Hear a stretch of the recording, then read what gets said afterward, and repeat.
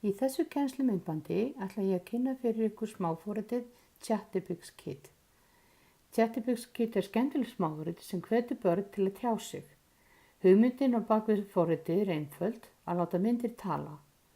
Notandinn velur mynd og getur skreytt hana og ljáð henni rödd. Myndin getur verið á hverju sem fólki, dýrum, hlutum, landslagi, mat og svo framvegis. Bara láta hugmyndaflugið ríkja. Duck, duck, moose. Welcome to Chatterpix.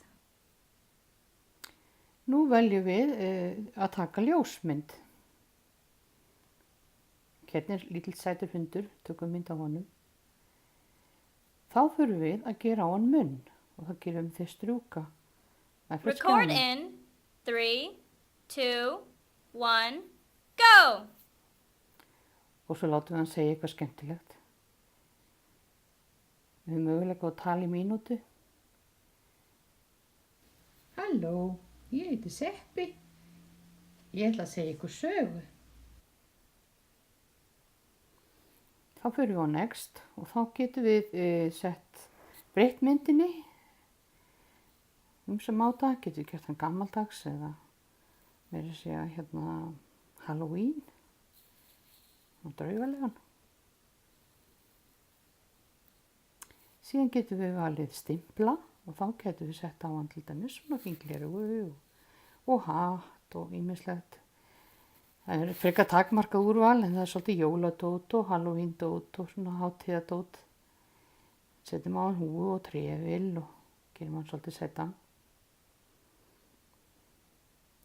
Ef við setjum eitthvað sem við viljum ekki hafa, þá ýtum við á ruslafötuna. Þá hverfur það í burtu. Svo getum við gert ramma. Svona sápukúluramma eða haustliti eða hvað sem okkur dettur í hug. Halloween, aftur haustliti. Sápukúlur, það er bara sætt. Svo erum við líka að skrifa inn á myndina. Krakkar vilja oft skrifa bara nafnið sitt, en best að við skrifum hérna Seppi. Og þetta er svona sætur hundur.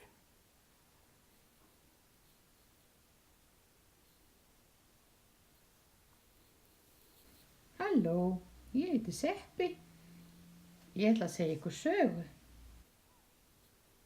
Síðan getum við vistað hann sem vídeó eða myndband í ljósmyndasafnið í iPadinum og þaðan getum við sett þetta yfir á heimasíðu eða gert hvað sem við viljum. Svo höldum við áfram og þá sjáum við verkin sem hafa verið búin til áður.